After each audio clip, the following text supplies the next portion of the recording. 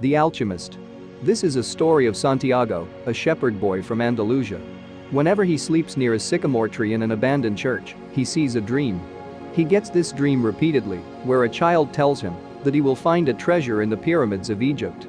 Santiago believes that this is a message of the divine.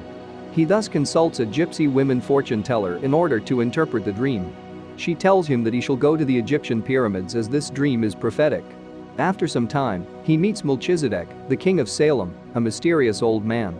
He seemed to be reading Santiago's mind and insists him to sell his sheep so that he may travel to Egypt. Melchizedek explains to him about the good and bad omens and also gives him 2 stones, namely, Urim and Thummim, to interpret the omens. He also acquaints Santiago of the idea of personal legend. In the author's words, your personal legend is what you have always wanted to accomplish. Everyone, when they are young, knows what their personal legend is. Santiago thus sells his flock and travels to Tangier by boat. On his arrival to Tangier, a man tells him that he can take him to the pyramids, but instead robs all his money. Now, he is left with no other option but to work there. He thus finds a job with a crystal merchant. The merchant taught him several lessons and in turn, he stimulated the merchant to take risks. This paid off and he became rich within a year. Now, after earning money, he decides to continue his personal legend, i.e. finding the treasure. He thus joins a caravan that was traveling to Egypt.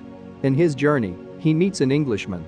The man was studying alchemy and was going to meet a famous 200-year-old alchemist who resides in the Saharan oasis of Al-Fayum. The Englishman tells him that emerald tablet, a stone, has the secret of alchemy on it. He also tells him that master work is the greatest creation of alchemy. It consists of a solid, the philosopher's stone, and a liquid, elixir of life. The philosopher's stone has the power to turn lead into gold, whereas elixir of life has the power to cure all ills. The caravan had to stay at Al-Fayum for quite some time. The leader of the caravan informs the people that they cannot continue the journey in order to avoid the tribal wars. During this time, Santiago met Fatima and fell in love with her. She was an Arabian girl. One day while taking a walk in the desert, Santiago sees 2 hawks fighting in the sky. He considers it to be a bad omen as it depicts that an army is entering the oasis. He informs about this to the tribal chieftain. Thus, he defends Al-Fayum from the attacks. The alchemist hears about this vision also. He thus comes to meet him and offers to continue the journey with him. He tells him to leave Fatima and travel to pursue his personal legend.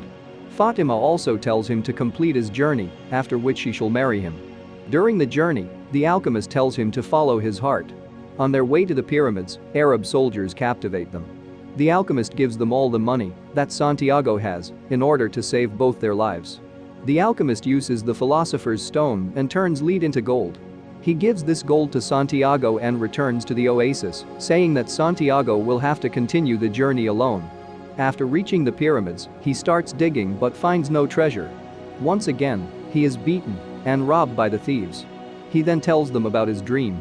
On hearing him, one of the thieves says that he also has a similar dream. He tells him that according to his dream the treasure is buried under a sycamore tree in an abandoned church in Spain. Santiago now knows where his treasure was. He returns back to Andalusia and digs under the tree. Thus, he finds his treasure. The Alchemist's summary inspires us to follow our dreams. This is Monk Motivation wishing you a great life.